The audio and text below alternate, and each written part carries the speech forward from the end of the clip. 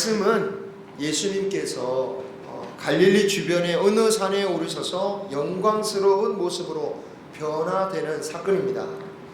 추정을 하긴 하지만 정확하게 어떤 산인지는 모르니까 그냥 주님이 변화하셨던 산이다 라고 해서 변화산 사건이라고 하죠. 말씀은 엿새구라는 말부터 시작됩니다. 문자적인 의미로만 보자면 일단 앞에 있었던 일로부터 엿새 지난 날이다 라고 볼 수 있겠죠. 그럼 앞에 어떤 일이 있었느냐? 베드로가 혼났던 사건이 있었습니다. 물론 베드로가 혼난 것보다 더 중요한 것은 주님께서 고난을 받으시고 죽으실 것이고 3일 만에 부활하실 것임을 말씀하셨다라는 게 더 중요한 사건이겠죠. 하지만 워낙 베드로가 혼난 것이 아주 인상적인 것이라 우리에게 강하게 인상이 남아 있습니다. 베드로가 그때 붙들고 항변했다라고 해서 아주 인상이 깊습니다. 예전에는 이 표현이 베드로가 예수님께 간하였다, 간구하였다 뭐 이런 식으로 번역이 되었었는데 지금은 그래도 원문의 의미에 조금 더 가깝게 하기 위해서 이렇게 표현했습니다. 하지만 그럼에도 불구하고 직역으로 하면 더 강한 뜻입니다. 이 간했다는 뜻은 꾸짖다, 비난하다, 견책하다. 나중에 귀신 들린 아이에게 귀신을 쫓아낼 때 예수님께서 꾸짖는데 그 표현이에요. 그 단어예요. 그러니까 예수님께 쉽지 않은 표현을 한 거예요. 그만큼 강력하게 베드로가 십자가의 길을 가신다는 예수님을 반대했다는 뜻이죠. 도대체 이렇게 말하는 베드로가 어떻게 그 직전에 주는 그리스도시요 살아계신 하나님의 아들이십니다라는 그 위대한 고백을 할 수 있었을까? 지난 시간에 만미에 생각해 보았죠. 베드로가 그렇게 고백할 수 있었던 것은 이유가 뭐라고 했습니까? 그가 그만큼 믿음이 좋았기 때문이 아니라 하나님께서 그것을 알게 하셨고 그리고 그의 고백대로 하나님께서 이끌어 가실 것이다 라고 우리가 말씀을 묵상했었습니다. 자, 그 사건이 있고 나서 엿새 후에 이 베드로를 이끌고 변화산으로 데려가신 것도 바로 이 차원으로 보면 될 것 같습니다. 주님은 그 산 위에서 제자들에게 놀라운 광경을 보여주셨어요. 주님의 얼굴이 해같이 빛나고 옷은 빛과 같이 휘어지는 변화를 보여주셨습니다. 그리고 어찌 보면 더 놀라운 것은 그 자리에 모세와 엘리야가 나타나서 예수님과 이야기를 나누더라는 거죠. 그런데 여러분, 그들이 나타난 것도 신기한 일이지만 도대체 그 사람들을 보고 그 제자들은 어떻게 저 사람은 엘리야네, 저 사람은 모세네, 어떻게 알아봤을까요? 지금처럼 무슨 위키백과 사전이 있는 것도 아닌데, 무슨 책에 사진이 그림으로 그려진 것도 아닌데 도대체 어떻게 알아봤냐 이겁니다. 이 장면은 우리가 천국에 가서 완전하게 변하고 완전히 새롭게 변함에도 불구하고 우리가 어떻게 알아볼 수 있느냐를 보여주는 거예요. 영어로 안다는 겁니다. 그러니까 지금 제자들이 보고 있는 이 장면, 지금 경험하고 있는 이 순간은 어떤 경험입니까? 사실상 하나님 나라의, 영원한 하나님 나라의 영광된 모습이다. 그걸 본다라는 거예요. 요한계시록에서도 환상을 통해서 하나님은 하나님 나라에서 빛나시는 예수님과 그 주변의 멸관을 쓰고 찬양하며 교제하는 그 위대한 순교자나 신앙의 그 선배들을, 성도들을 보여주셨습니다. 그래서 변화산에서 보여주시는 그 장면은요, 와 신기하구나 이런 차원이 아니에요. 그런 놀랍다 이 정도가 아닙니다. 하나님 나라와 그 영광을 제자들에게 보여주셨다라는 거예요. 이런 하나님의 영광은 사실 구약에서도 등장합니다.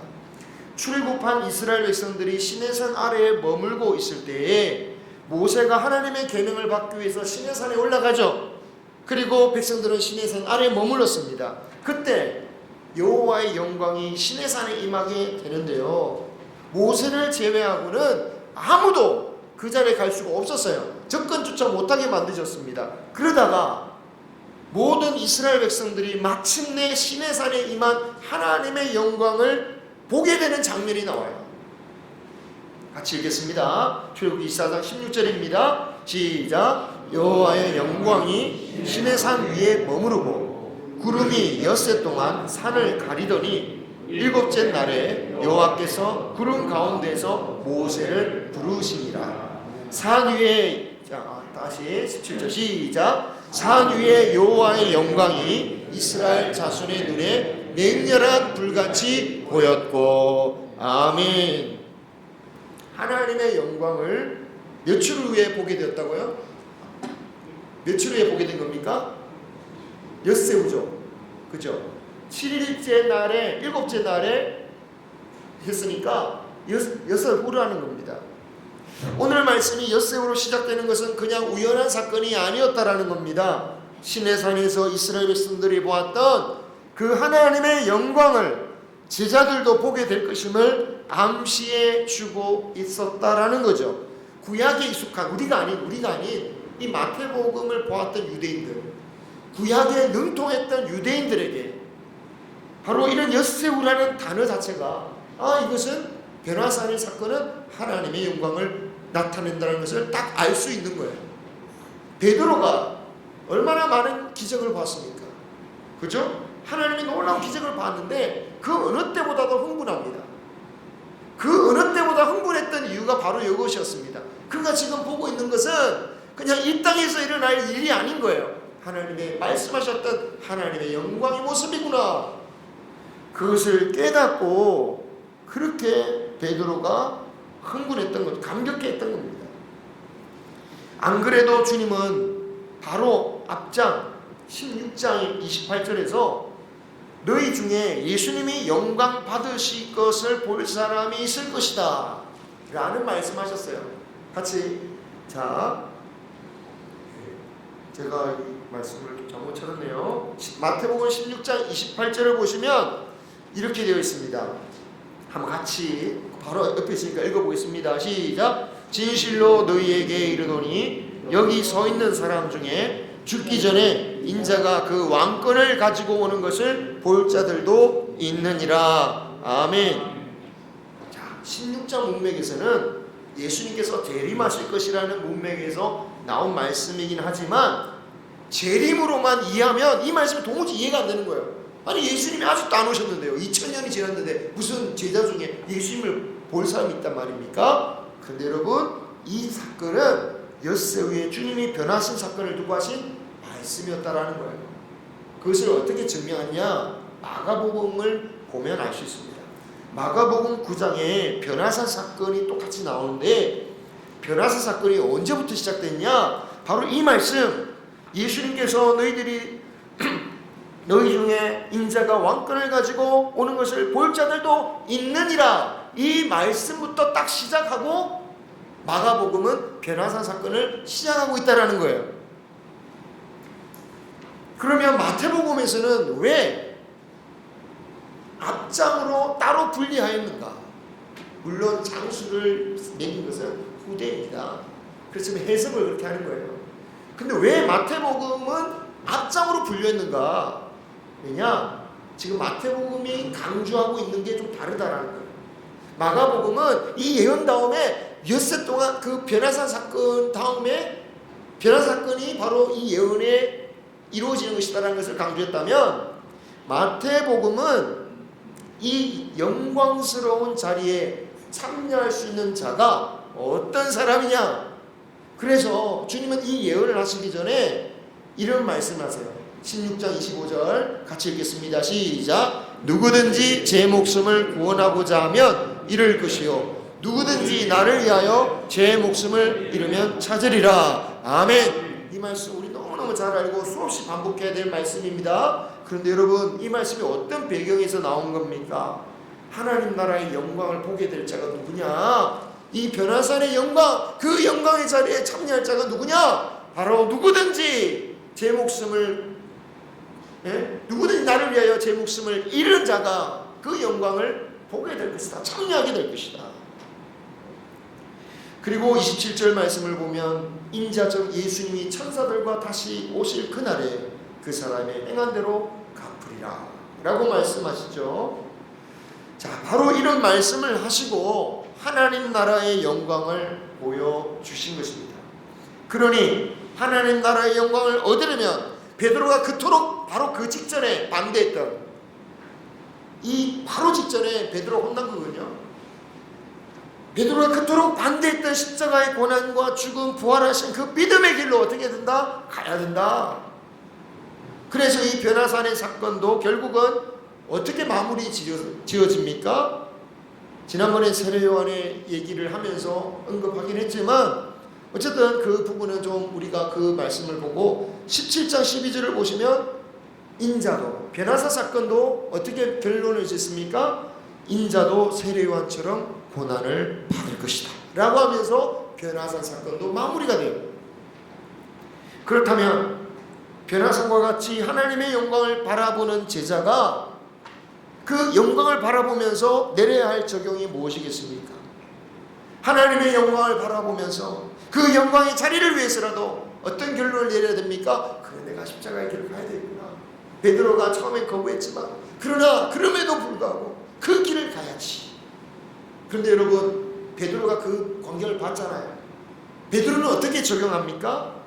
시작. 주여, 우리가 여기 있는 것이 좋사오니 만일 주께서 원하시면 내가 여기서 초막셋을 질 때에 하나는 주님을 위하여, 하나는 모세를 위하여, 시작. 하나는 모세를 위하여, 하나는 엘리야를 위하여 하리이다. 아멘. 베드로가 왜 영광을 보여주는지 모르는 거예요. 그 영광을 보여주신 이유를 모르고 어떤 마음에 그냥 좋아서 너무너무 좋으니까 그런 마음이, 솔직히 그런 마음 다 이해할 수 있지 않겠습니까? 은혜 받은 사람이라면 누구나 똑같은 심정일 것입니다. 은혜 가운데 거하겠다는데 그게 무슨 나쁜 일이 되겠습니까? 게다가 베드로는 자신들을 위해서 초막을 짓겠다라고 말한 것도 아닙니다. 오직 예수님을 위해서, 모세를 위해서, 엘리야를 위해서 초막을 짓겠다. 우리는 아무데나 사도 됩니다. 우린 집이 없어도 돼요. 텐트 없어도 돼요. 그냥 여기만 좁으니까. 얼마나 귀한 마음이냐 라고 할 수 있지 않겠습니까? 근데 여러분, 엄밀하게 보자면 이런 마음은요, 바로 직전에 예수님께서 그 엿새 전에 예수님께서 십자가의 고난과 죽음 부활을 말씀하실 때 안 됩니다 라고 꾸짖었던 그때 베드로의 마음과 사실은 크게 다르지 않았다라는 거예요. 어떤 면에서 같냐? 예수님이 가시고자 하는 십자가의 길보다는 자신이 가고자 하는 길, 자신이 머물고자 하는 길, 안전하고 평화로운 그러한 길만 찾고자 하는 마음, 그것만 추구한다는 데 있어서는 똑같다라는 겁니다. 주님 왜 십자가의 길로 가시려 합니까? 좋은 길로 가야지. 그런 길 가면 안 된다라고 한 말이나 변화산에서 여기가 좋사오니 여기 머무시다 하라는 말은 본질적으로 똑같은 말입니다. 왜 고생되고 힘든 길로 굳이 가려고 하느냐? 베드로의 말은 좋아 보입니다. 그래서 유혹되기 쉽습니다. 주님은 십자가의 길로 가지 말라고 하는 베드로에게 이렇게 말씀하셨죠. 너는 나를 넘어지게 하는 자로다. 이상한 표현입니다. 그냥 넌 사단아 이러면 되는데 예수님이 베드로에게 네가 나를 넘어지게 한다고. 왜 그런 표현을 했을까요? 예수님도 유혹이 온다라는 거예요. 주님이 좀 이따가 그 부분을 다시 생각해 보겠습니다. 여러분, 주님은 사람의 생각을 주장하는 베드로에게 그것은 사단을 따르는 것이나 마찬가지라고 하셨습니다. 사람의 생각이라고 다 사단의 뜻이 아닙니다. 다 사람의 생각 다 사단이야 그런 뜻이 아닙니다. 하지만 주님의 뜻보다 사람의 생각을 주장하게 되면 그것이 아무리 그럴듯해 보이고 심지어 선한 의도를 가지고 한 말이어도 그게 결국 누구를 따르는가 된다고요? 사단의 뜻을 따르는 것이다. 다시 한번 변화산에서 베드로가 목격한 하나님 나라와 그 영광에 감탄하는 것은 은혜 받은 사람이라면 당연히 할 수 있는 생각입니다. 나쁘거나 잘못된 것이 아닙니다. 그 자체가 나쁜 건 아니에요. 당연히 좋은 것입니다. 하지만 만약에 그 감동과 은혜에 취하여 그 변화산에 그곳에만 머물고자 하는 사람의 생각을 주님의 뜻과 달리 계속해서 주장한다면 그게 누구의 생각이 되는 겁니까? 사단의 생각이 된다라는 거예요. 다만 엿새 후에 베드로는 이전과 좀 다르게 표현합니다. 엿새 전에는 마치 자신의 생각이 주님의 생각보다 더 옳은 것처럼 주장하였지만 이번에는 다르게 말합니다. 4절에 보면 만일 주께서 원하시면 왜 이렇게 말했겠습니까? 지난번에 크게 깨달았거든요. 자신이 원하는 것과 주님이 원하시는 것은 다를 수 있다는 것. 내가 좋다고 하나님도 좋아하실 거라고 생각하는 게 아니다. 이걸 깨달은 거예요. 여러분 제가 제일 어린 축에 속하지만 나이가 들면 들수록 사람이 어떻게 변합니까? 자기중심적으로 변하는 것 같아요. 그래서 더 주님을 따라 생각하는 게 너무너무 어려워지는 것 같습니다. 그런데 여러분 사람이 다 똑같은데 그것을 주님께서 너무너무 잘 알고 계셔요. 여러분 심지어 주님도 어떻게 기도하셨습니까? 아까 왜 주님이 나를 넘어지게 하느냐라고 라는 말씀하셨을까요? 주님도 이렇게 기도하셨거든요. 십자가에 달리시기 전에 주님 하나님 이 잔을 내게 섬겨주시옵소서. 그런데 주님은 그 뜻이 하나님의 뜻이 아니라는 거 너무 잘 알고 계셨어요. 그죠? 당연히 아시죠? 그리고 주님은 자신의 뜻을 주장하지 아니하시고 하나님의 뜻을 반드시 따르실 거예요. 그런데 왜 주님은 굳이 그렇게 기도하셨을까? 나 중심적으로 생각할 수밖에 없는 우리 모두를 위하여 본을 보이신 거죠. 주님은 십자가의 길을 간다고 하지만 우리의 한계를 너무너무 잘 아십니다. 사람은 절대로 자기 중심적인 생각에서 벗어날 수 없는 존재입니다. 그래서 마침내 많은 사람들이 자신이 원하는 대로 사는 것이야말로 인생의 정답이며 더 나아가서 기독교인들은 내가 원하는 것을 이루는 것이 하나님의 뜻을 이루는 것이며 하나님의 영광을 이루는 것이라고 생각해요. 그죠? 내가 바라는 거 내가 성공하면 하나님께 영광을 돌리겠습니다 그러잖아요. 자기중심적으로 선이 무엇인지 판단하기 쉽고 하나님의 뜻마저도 자기중심적으로 생각합니다. 그래서 선악과를 따먹었다라는 얘기가 기가 막혀요. 그래서 선악과를 먹었구나. 그 선악과를 먹은 것이 내가 옳고 그름을 다 판단하는 거예요. 심지어는 이기적이고 범법적인 행위를 하면서도 이것은 하나님의 뜻을 따르는 것이라고 말하기도 합니다. 하나님은 내가 어떤 생각으로 어떤 일을 해도 내 편이시다라는 생각을 가지고 있지만 결코 그렇지 않습니다. 심지어 하나님의 아들 예수님이 어떻게 기도하십니까? 주님이 원하신다면 나의 원대로 마시옵고 아버지의 뜻대로 없어서 그것을 명백하게 보여주시고 계시잖아요. 십자가의 길은 나의 원대로가 아니라 하나님 아버지의 뜻대로 가는 것이다. 베드로가 사단이라고 야단맞은 후에 변화가 있다면 욕망은 똑같아요. 변하지 않아요. 다 그렇잖아요. 똑같아요. 욕망은 마찬가지예요. 목사라고 좋은 게 좋지 않겠습니까? 그죠? 목사라고 힘들게 사는 게 좋겠어요? 나도 좀 항상 막 부럽죠. 막 좋은 차 다니면 좋겠네 이러고 이러면 팍팍 들잖아요. 그런데 내 원대로 마옵시고 아버지의 원대로 없어서. 그래서 그는 조심스럽게 여쭈었어요. 그랬더니 어떤 일이 벌어집니까? 빛난 구름이 그들을 다 덮어버려요. 그래가지고 이 빛나는 구름이란 구름이 하나님의 임재하셨다는 뜻이고 빛은 하나님의 영광을 뜻하죠. 하나님의 영광이 임하신 거예요. 그런데 어떤 결과가 납니까? 다 눈에 보이는 거 싹 사라졌어요. 싹 사라집니다. 그리고 대신 하나님의 음성이 임하죠. 시작. 하늘로부터 소리가 있어 말씀하시되 이는 내 사랑아들이요 내 기뻐하는 아멘. 제가 조금 이게 됐는데요. 한계가 있는데 5절 한번 보십시오. 5절. 이거는 언제 하신 말씀이냐면 마태복음 3장 17절인데요. 이게 세례 요한이 그 예수님께 세례를 줄 때 하신 말씀인데 이 비슷한 말씀을 하셨다는 거예요. 5절. 자, 오늘 말씀 5절 시작. 내 사랑하는 아들이요 내 기뻐하는 자니. 17장 5절 같이 읽어보겠습니다. 17장 5절.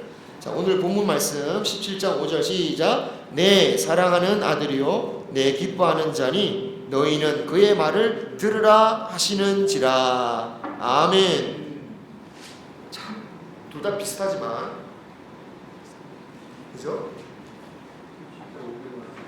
아니에요? 맞죠? 17장 5절 17장 5절 오늘 본문 17장 5절입니다. 변화산에서 빛난 구름이 임하였을 때 하나님이 하신 말씀이에요. 똑같은 말씀이죠, 그죠? 거의 비슷한 말씀인데 차이가 있습니다. 무슨 차이가 있습니까? 들으라. 그렇습니다. 주님을 위한다면서 베드로가 자신의 느낌, 자신의 생각을 계속 요구할 게 아니라 하나님이 요구하신 게 뭡니까? 들으라라는 거예요. 들으라. 알고 있는 말씀도 계속해서 들어야 합니다. 잊혀지지 않도록, 무감각해지지 않도록 내가 주님을 위해서 내 나름대로 하는 신앙이 아니라 주님 말씀에 순종하는 것이 참 신앙이다. 그래서 하나님은 그 좋다는 하나님의 영광과 나라의 모습을 제자들이 보던 것에서 싹 보이지 않게 만드신 후에 이제는 주의 말씀을 들으라 라고 하시는 거예요. 그럼 무엇을 들으라는 말입니까? 뭐 새로운 말씀이 아니에요. 주님이 계속 말씀하신 게 뭡니까? 십자가의 고난과 죽음, 부활의 말씀이다라는 겁니다. 그런데 여러분, 제자가 변했을까요? 이걸 보고? 이 성경을 이렇게 계속해서 이어서 보니까 이제까지 못 보던 것을 발견하게 되는데, 여러분 예수님이 23절 보십시오. 23절 주님께서 다시 한번 두 번째로 십자가의 고난과 죽음과 부활에 대해서 다시 한번 예언하십니다. 똑같이 총 3번 하시는데 이게 두 번째예요. 두 번째로 반복하시는데 제자들이 어떻게 변합니까? 변하지 않아요. 결과는 매우 근심하더라. 베드로를 포함한 변화산에 올라갔던 그 세 제자는 좀 달랐을까? 아니요, 똑같았다라는 거예요. 아니 그렇게 놀라운 경험을 했건만 반응이 별로 달라지지 않았다는 게 더 놀랍다고 할 수 있겠지만 실제로는 우리의 모습 그대로 아닙니까? 그죠? 우리가 은혜를 받았을 때에 그 은혜란 것이 단지 그 순간만 기뻐하라고, 그때만 감사하라고 주신 은혜가 아닌 줄 압니다. 그 주신 은혜의 뜻이 뭡니까?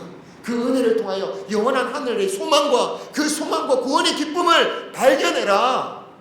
성경에 나오는 그 기적들이 그 기적 그 자체가 아니라 기적을 통하여 영원한 하늘나라를 바라보라고 주신 말씀인 것처럼 우리에게 주신 은혜들도 그 순간만 기뻐해, 그 순간만 감사하고 또 다른 일은 또 그때 또 걱정하고 근심해라, 그 뜻이 아니라 주신 은혜 가지고 믿음으로 살아, 기쁨으로 살아. 그래서 주신 거 아닙니까? 그런데 은혜를 받아놓고도 또 새로운 일을 겪게 되면 마치 한번 은혜를 받아보지 못한 사람처럼 하나님 왜 이렇게 하십니까? 라고 하는 것이 우리들 아니겠습니까? 제자들이 오늘 말씀에서 본 하나님의 영광의 자리, 우리 또한 사모하고 가게 될 것임을 믿습니다. 찬양 좀 준비해 주십시오. 우리가 믿음으로 천국 가는 것이지만 그 믿음이란 것은요, 결국 믿음으로 십자가의 길을, 고난을 감내하며 따라가야 할 길입니다. 그 길 가는 끝에서 우리는 무엇을 보게 될 것입니까? 마침내 주의 영광을 보게 될 것입니다. 이 시간 우리 다 같이 찬양을 드리도록 하겠습니다. 주님 다시 오실 때까지 363장입니다. 찬양 드리겠습니다.